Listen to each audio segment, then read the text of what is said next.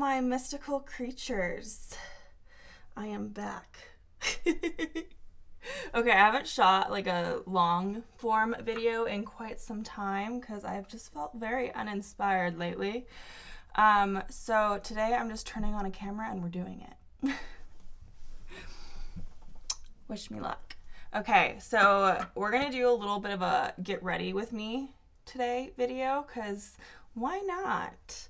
I'm gonna get ready to shoot content for today, and yeah, and then I guess I'll also give you guys a little bit of an update on things because why not? Might be kind of fun. So, all right,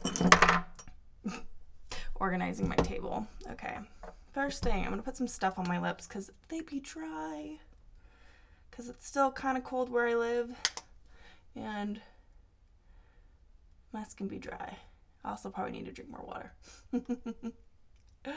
So we got that going for us.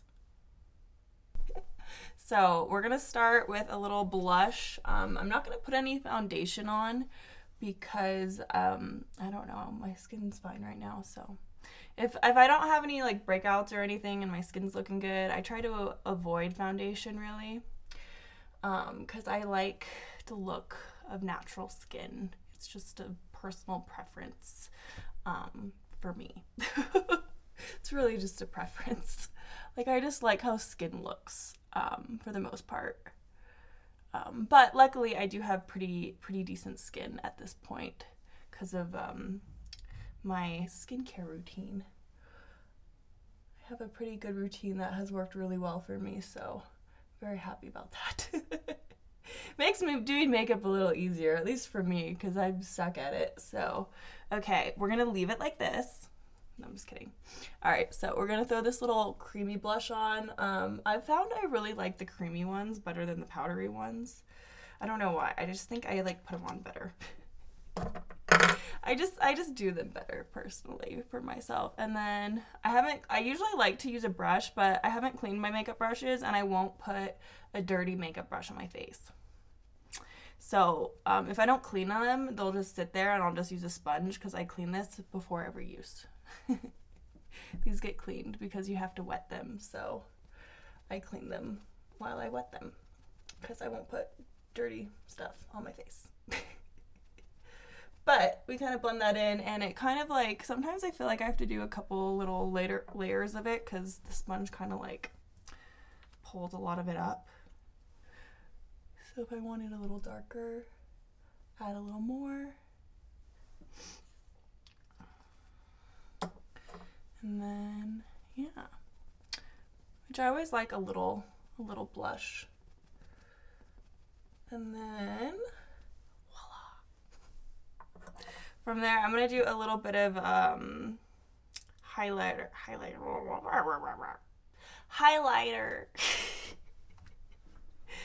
Give me that highlighter, baby. And then throw it up here. Because honestly, I feel like highlighter is like, it's a magic trick. Makes your cheeks look so good. Like, the way I do my makeup, people will be like, you look so good without makeup. And I'm like, I'm wearing it. I get that quite a bit in comments, and I think it's really funny. But I will say, I do very minimal makeup. So if you're comparing that to a lot of other makeup looks you see on social media, it probably seems like nothing. Because I'm very minimal in the makeup department. But it's not because I don't think makeup is, not because I think makeup is bad or anything like that. Like, I think makeup's fine. And honestly, I would wear more of it if I could do it good. So, okay, this is another thing I kind of like. It looks weird while I'm doing it, but it's fine. You put it under your eyes and it kind of like brightens them up a little. Which, I know most of y'all are probably males here because that's what my analytics say. So I don't know if you guys are actually going to like this video since I'm doing my makeup. But if you get dark circles and you don't want to like really look like you're wearing much makeup, but you want to hide those, and yes, guys can wear makeup, it's okay. This stuff works pretty good. And also this is metal and it's kind of cool, so it feels really good. Like you can just like rub it in with the metal part and it feels kind of nice. And again, my actual skills for applying stuff is terrible, so I've seen other people do this and I was like, wow, that was magic. I do it not so much. But usually I'll start with that and then I'll kind of blend it in a little more. But yeah, for those of you guys, if you're ever like wanting to cover that up, I mean, you don't have to, but us ladies do, and no one seems to care if we do, but if you want to, it's cool. Okay, cool. Now, this is kind of the biggest thing that I think makes the biggest difference. I mean, I think the highlighter and mascara, but this is my eyelash trick because I know a lot of ladies like wearing false eyelashes and they look beautiful, but I don't know. I just don't think they look as good on my face. They look so much better on other people, I think. I don't know. Maybe it's my eyes. Maybe I just choose the wrong ones. I don't know, but I feel like it always looks best when I do my eyelashes in the way I'm going to show you guys. So first I use like a primer, and this is like my favorite stuff ever. So it like actually conditions your lashes, and it just makes the mascara go on really nice, and I feel like you don't have to actually curl them or anything, so it's like kind of like easier. So make fun of me while I do this. Can I do this into the camera? Oh, that's weird. I'm looking into the mirror, sorry. Oh wait, I can turn this little, I think. There we go.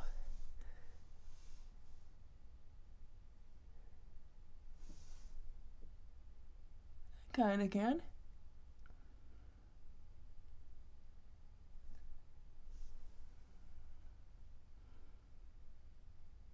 Ta-da! Alright, and then I don't know the best way of doing it, if letting it dry or not dry, but I kind of like it when it's not dry. It's more of a preference. I don't know if there's a right way or a wrong way, but I just like it that way. So I'll do the one, and then I'll just go over with, this is the Better Than Sex. Come on, focus. There we go. Better Than Sex mascara. And I started buying the small ones. So it probably looks kind of funny, but there's a reason for it. So technically with mascara, you don't want to use them longer than 3 months because, you know, like bacteria and stuff can build up. So you really don't want to use one for longer than 3 months, but like the big tubes take way longer than 3 months to go through. This probably takes about 3 months to go through. So I'm not really into wasting stuff if I don't have to. And I also don't want to get an infection in my eyeball from mascara. Usually when I'm done with my makeup too, which I think we're about done. I'm gonna maybe do a little powder though, still. But especially anything I rub directly on my face. I have a makeup sanitizing spray, and I will just kind of like squirt it a little bit, just a little bit. And then, yeah, so it just kind of sanitizes it a bit so there isn't a bunch of bacteria that built up, because that can happen with makeup. I watched, oh god, it was the Welsh brothers. They did this video of like, I'll try to remember to link it below. If I don't remember, someone comment and remind me to link it below. But they did a video with like cosmetics and stuff, and they basically like put them in petri dishes to see like which ones were the dirtiest. And yeah, I watched that and it was very yeah, I bought this right after. So sanitizing. Which honestly, I don't think is a bad thing. Like, I don't see any downside of sanitizing my makeup, you know? Because, like, this stuff has been lasting me forever because you only need a little bit, you know? It's not like it's like a huge extra expense or anything, and it just keeps my makeup clean. So, not an issue to me. Okay. So yeah, we're gonna do a little bit of powder, and then that's about it. I think. Yeah, I think that's gonna be about it. I don't even know if we really need powder right now, but maybe a little bit. Just a little.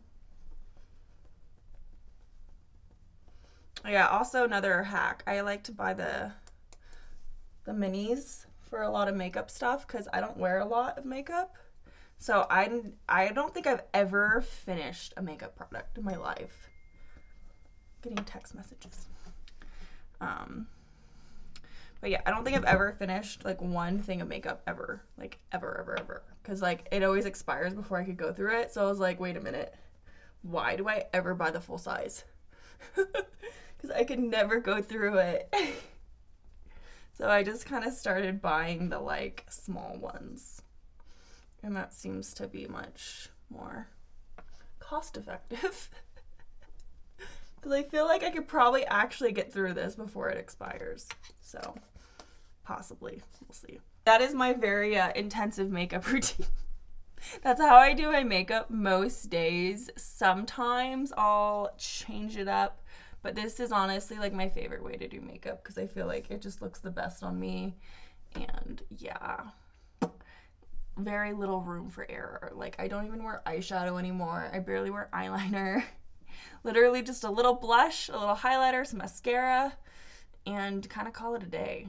Maybe a little foundation if I feel like it, but kind of depends. So but yeah. Okay, now that the makeup is done, I want to give you guys a little bit of an update also. So in a earlier video, I talked about wanting to see a dietitian, and I did. And I want to kind of give you guys a little bit of that experience because it was a really good experience. And I don't have to see her all the time either. I've only seen her once because I really just needed a very simple plan just so I can make sure I was getting in enough food throughout the day, which is exactly what I was able to get. And I think this is an important thing to talk about, especially because health coaches and personal trainers doing meal plans and all that is so popular. It's very, very common. And no one is really saying, except professionals, like dietitians, no one else besides dietitians, at least I really hear much of, except maybe a little bit here and there, is really saying like, personal trainers shouldn't actually be giving out meal plans.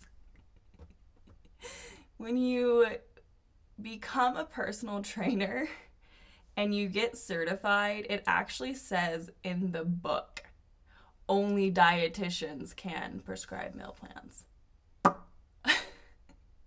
You actually learn that when you study to be a personal trainer. So, yeah. Which, I will say this though. There is a difference though between getting some sort of like health coaching / training versus getting like an actual meal plan.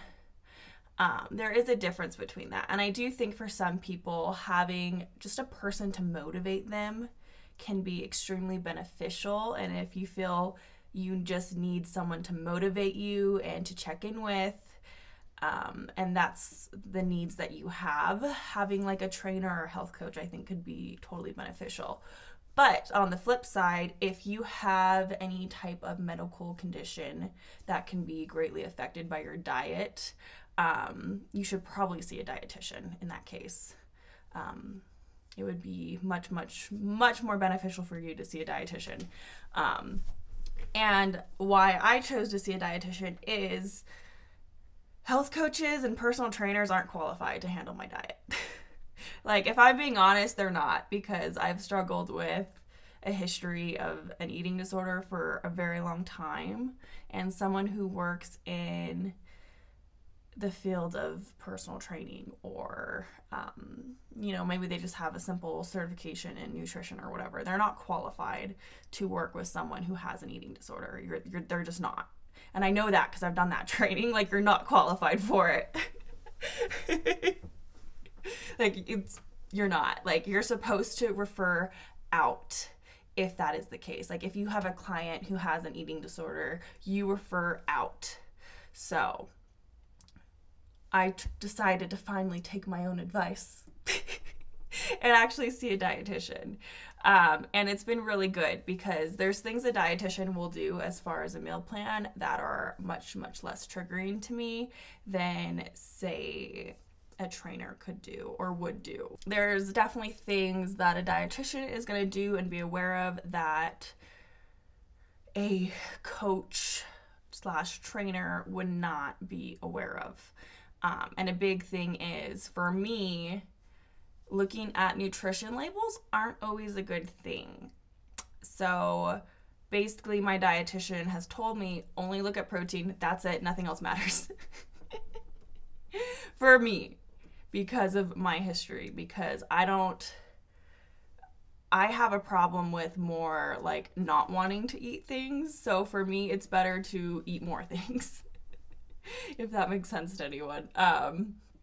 So yeah, which I've actually worked with a personal trainer before, who did a meal plan for me. I think this was like 2 years ago, and oh my God, it was so triggering.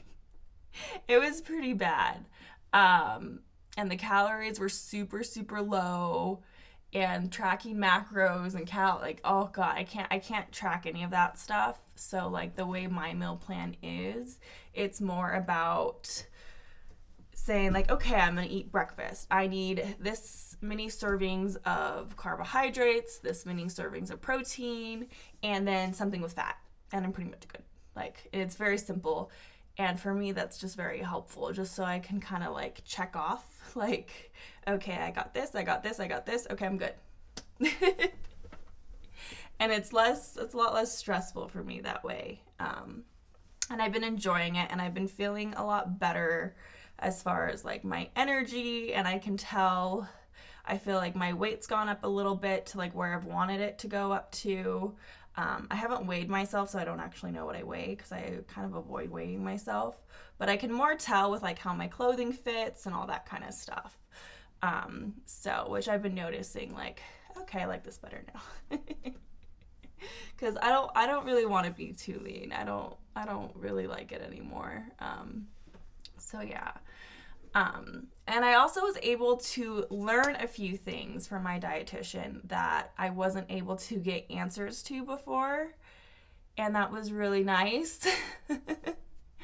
Like, my primary care doctor wasn't able to answer some questions for me on a few things. And I'll give you an example. So like, the last time I got my cholesterol checked, my total cholesterol was at like 120, 121, something like that. It was really balanced, which was good. But when you see someone who specializes in eating disorders, there's things that they see that other people don't see. And my doctor hadn't really seen someone that had cholesterol that low because of the area I live in. He deals with more people who are dealing with like high cholesterol and stuff like that.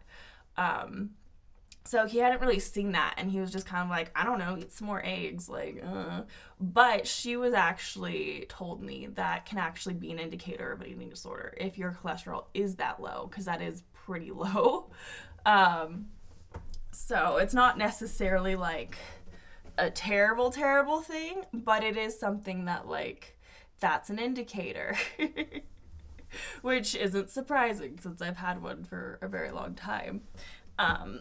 But that was good to know, to actually be able to get some sort of answer on that, because I've been like, no one was really able to answer it for me, so I was like, darn it. Also too, like, I made a little short on this, and I posted it on Instagram and stuff, but like, as you guys can see, I have like a bunch of these little hairs. Like, they're excessive. Like, there's one things with baby hairs, but these are like excessive. It's like a whole nother layer. I honestly think the funniest one is the one back here, though. It's like a fishtail. This one makes me laugh the most. But I kind of showed her this because I was like, okay, could this be something else? Or is it just like my hair is just growing back? And she was like, no, that's kind of what happens in recovery. So I'm like, well, that's kind of cool and good to know. I like that a lot. And then there was like a few other things was able to ask her too.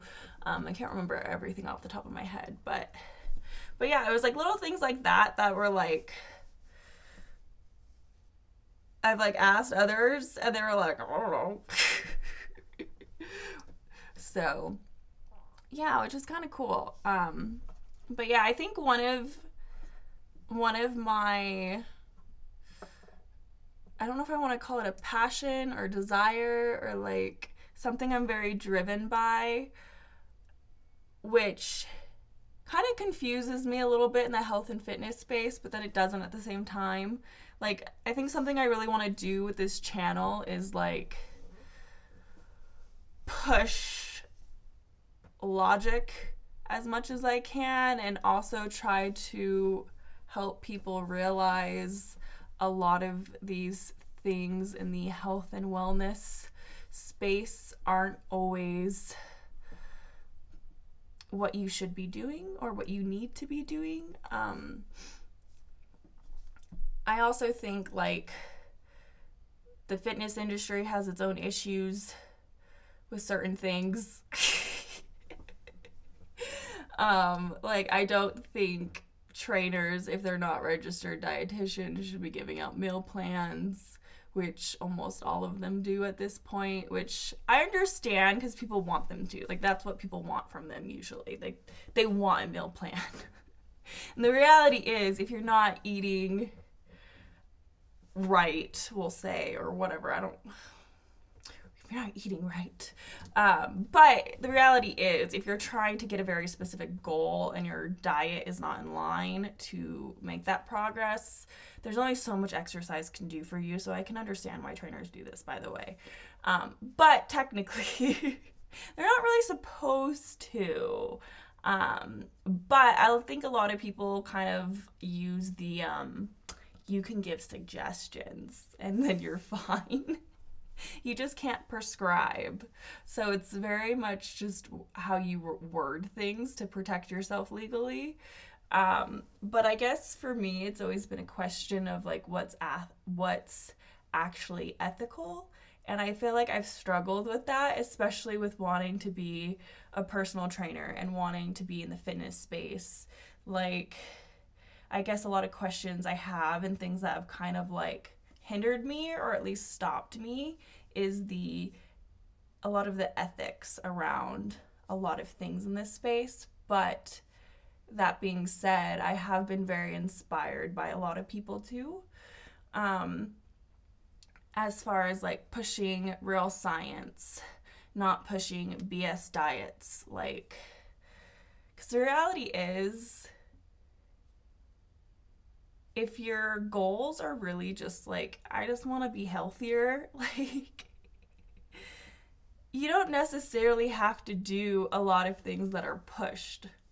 You don't, like, doing anything that is physically active is going to be good for you. Like, a lot of people will look at me and think, oh, you must do a ton of squats. You must lift a bunch. But, like, I barely lift weights. Like, I do sometimes when I feel like it, but, like, I mostly go on runs with my dog, I pole dance, I do things that I just want to do and that are fun for me. And, like, just being active is just good for you. Being active, eating fairly balanced, getting in carbohydrates, getting in good proteins, getting in some fruits and vegetables and healthy fats. Like, if you can do all that and you stay within a food amount that your body needs, like, you're probably gonna be fine. Like, you don't need to do any of these crazy diets or any crazy types of exercises that make you miserable. Like, I don't know. And I guess in my mind, I'm like, I feel like you can't make money off that. I'm like, how as a personal trainer do you make that into a living if you're like, it's go for a walk.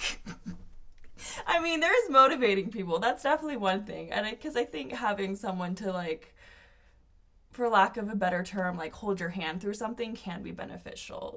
I personally see a coach for, like, social media. I've seen a coach for, like, financial stuff. So basically someone that just knows way more than me on a certain subject that I just want to learn a little bit more about. And someone to kind of, like, motivate me to do better. That I do think can be so beneficial, though. Like, that's really beneficial for me. Like, having someone keep me on track on things helps me a lot. Especially with having ADHD, because I can get scatterbrained as all hell. Yeah, I don't know. I guess I've been contemplating a lot with, like, I think that's also probably why I haven't made a lot of videos lately.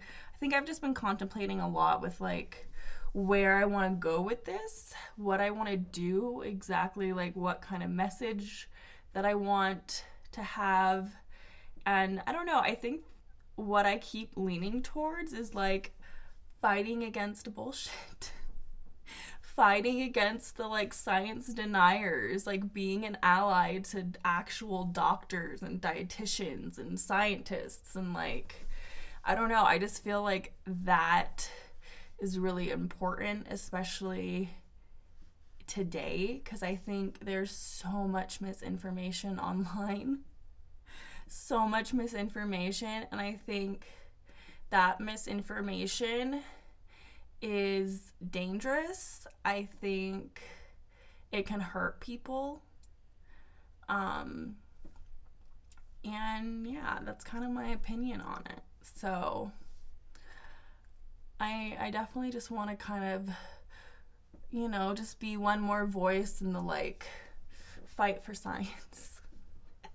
I think I'm done rambling now. This was kind of a turn on the camera and see what happens type of video, because I was like, I haven't made one for a while and I feel bad, but I don't know what to do. But yeah, I don't know. I guess I do feel very passionate about this, though, and it's like I feel silly being passionate, but I don't know why I feel silly being passionate, because I do think it's very important to fight against bullshit, because we see a lot of it today. And yeah, if you want to fight against bullshit with me, please join me on this journey. I will probably need your support because conspiracy theorists are mean. They could be mean and brutal, and I don't want to fight them alone, because that sounds scary. But I do think people deserve to get good information online, and I think people deserve to get information that is going to help them and their well-being and make them feel good about themselves. And yeah, I think people deserve better, and I think bad information is harmful. So I just want you guys to be happy and healthy. And that's kind of all I care about. And I know even if I'm not the best person for it, I feel like I can still be someone that can, like, root and cheer for the people who are. I can help steer people into a direction, because the amount of people that think I must know everything because I look a certain way is frightening to me. So remember, someone could look good and not know what they're doing. Just keep that in mind, y'all. Keep that in mind. Just because someone looks good in a bikini doesn't mean they should be giving you advice. They might be a terrible person to give advice. So look for real credentials.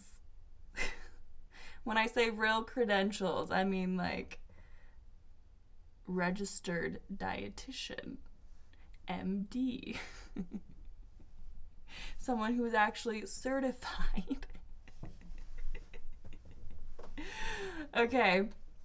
Thank you guys for listening to me ramble. I hope you all have a lovely day. I hope this video wasn't too boring for you. But thanks for watching if you got through it. I really appreciate it. Like it if you like, subscribe if you like. If not, no big deal. But bye guys. Thank you.